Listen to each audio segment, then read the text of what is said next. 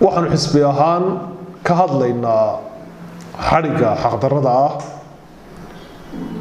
ee lagula kacay laguna haysto walaalanka mulkiilaha Astaan TV 7 bishii soo dhaafnay wax magaalada Hargeysa waqti aan sax ahayn lagu xidhay mulkiilaha Astaan TV waxa lagu xidhay meel aan sax ahayn wuxuu xidhnaa muddo aan sharciga sax ku ahayn cid xidhay sifa sharci oo sax kuma xidhin maxkamad uu xaq u lahaa waxa la geeyay waqti aan sax ahayn Cabdimanaan muddada uu xidhnaa 9 habeen waa la la'aa cayladiisii TV-ga maamulkiisii shaqaalihiisii iyo cid kastoo ku xidhnaydba way raadinaysa 9 habeen 9 habeen kadib ayaa la soo saaray oo la keenay xarunta CID-da xarunta CID-da markuu ku xidhnaa 4 cisho waxa la geeyay maxkamadda 7 cisho rumaana loo soo qaaday si eedda iyo dambiga loo haysto gungaarkeeda loo soo gudbiyo first information kii walaalanka maxkamadda looma keenin 7 cisho rumaanka waa dhamaadeen dib baa maxkamadda loogu celiyay haddana dib baa loo soo celiyay CID-du ku xidhay xisbi ahaan 12 cisho ee xariga xaqdarrada uu ku xidhan yahay mulkiilaha Astaan waxaan ku jirnay baadhid aanu ku ogaanayno xaqiiqada xarigiisa waxaan maalinta Khamiista ahayd annagoo shan mas'uul oo xisbiga tagnay xarunta CID-da si aan u ogaano Cabdimanaan iyo xaaladiisa xarunta CID-du taliyaha iyo taliye ku-xigeenka CID-dan ugu tagnay waxaan u sheegnay inaan u soconno inaan soo aragno Cabdimanaan iyo xaaladdu ku sugay taliye ku-xigeenka CID-du iyadoo taliyihii CID-du fadhiyo wuxuu noo sheegay shanteedii mas'uul ee xisbiga wadani uu u diray inaanu soo aragno xaaladda maxbuuska inay amar haystaan una geli karin waanu sagalnay waxa loo diiday inuu arko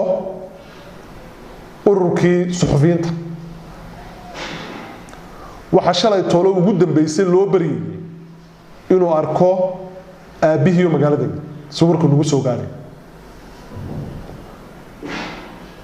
qodobka 27aad ee dastuurka firqadiisa koowaad waxay sheegaysaa qofka xorriyadda laga qaaday inuu xaq u leeyahay inay la kulmaan qareenkiisa cayladiisa iyo cid kastoo danaynaysa bilisku qodobka uu ku xadgudbay oo dastuurkii dalka u yaalay ee damaanad qaadaya xuquuqda qofka xorriyadda laga qaaday meel bay iska dhigeen وشرعي صار لو قطنتي waxa labaad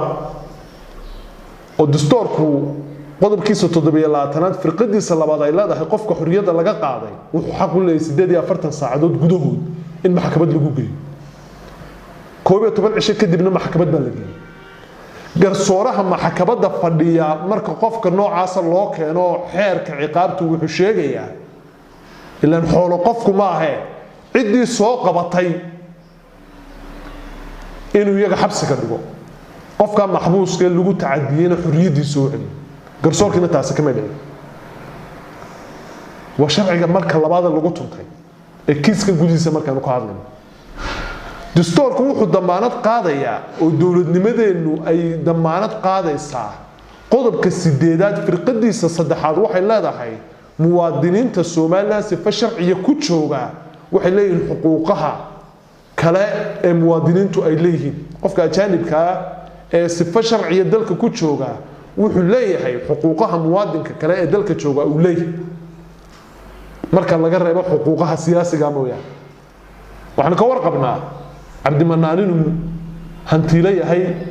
maalgelin ku sameeyay dalka kambanigiisa ama TV-giisa waxa ka shaqeeya 140 qof oo shaqo abuur u sameeyay dawladda ayaa xaq loogu leeyahay inay damaanad qaado xuquuqaadkiisa iyo xorriyaadkiisa iyo xoolihiisaba qofka maalgashadaha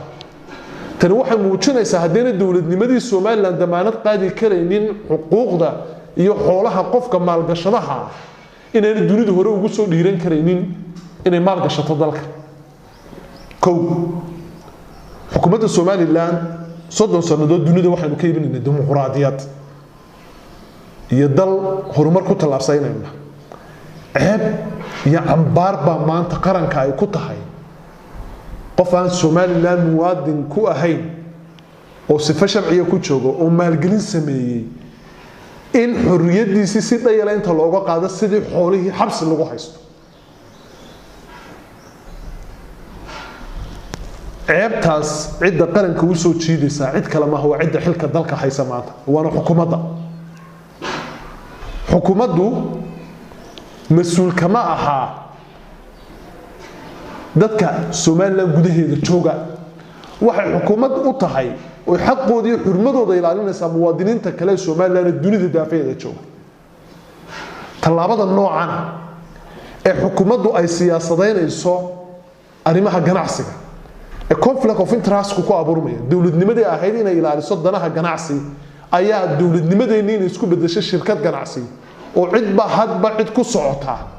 waa ay dirooyinka iyo ceebaha in dul hoganay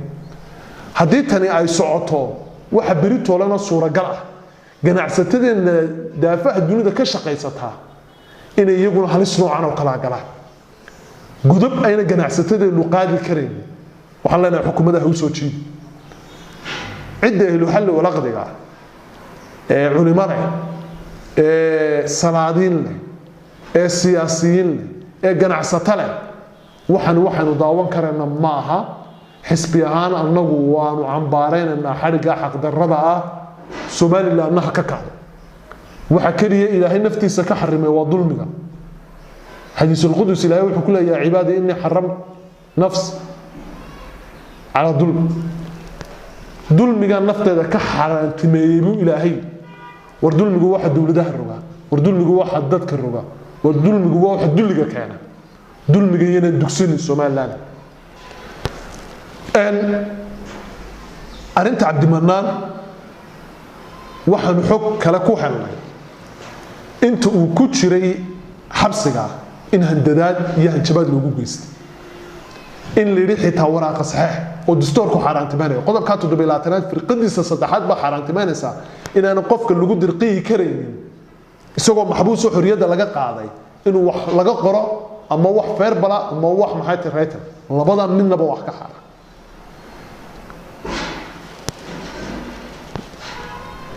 garsoorka Soomaaliland waxa leh garsoorow diirka dulmiga muwaadiniintu ka galaan waa garsoorka عدة ومدة وكل حق صورة سوا إذنك عيبتو يعني جنديهن فريسان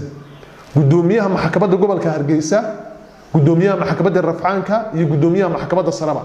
وحنا مسؤوليات خاصة أنا أقول حسبي عن شرف بانودين هينا لكن مسؤوليات خاصة إسكسارة قفكا مرتدى إنه جوه مال قشدة دلك مال كيس دحية إنه الدول من النوع أنا اللي أقولك كعين أغلى وشرعا وحلا عقبالي كريمة garsoorka ma taasan faray waxa kale oo doonayaa inaan inta marka ka yimaado xisbi ahaan waxa shaki weyn nagaga jira in Cabdimanaan jirdil loo geystay tuhun weyn baan arinta ka qabnaa waxaan ku cilaynaynaa sababta waalidkii loogu diiday inuu gala sababta xisbiyada qaranka loogu diiday sababta ururka qaranada loogu diiday sababta dadka daneeyayaasha ee kiiska loogu diiday inay qofka maxbuuska ay arkaan hay'adaha caalamiga ah ee xuquuqul insaanka ka shaqeeya Amnesty International Human Rights Watch iyo hay'adaha xuquuqul insaanka dalka waxaan ugu baaqaynaa inay baadhid madax bannaan ay ku sameeyaan kiiska Cabdimanaan tuhum baana nugu jira ah in jirdil loo geystay sababta loo qarinayana taata muwaadinka u dul qaadan mayno dulmiga dawladani ay dadka ka galayso wax loo dul qaadan karaya ma waxaan leenahay xorriyadiisa ha helo xaqiisa ha helo cadaaladu ha sareyso somalilandna tay sharaf ku yeelanaysaa waa tahay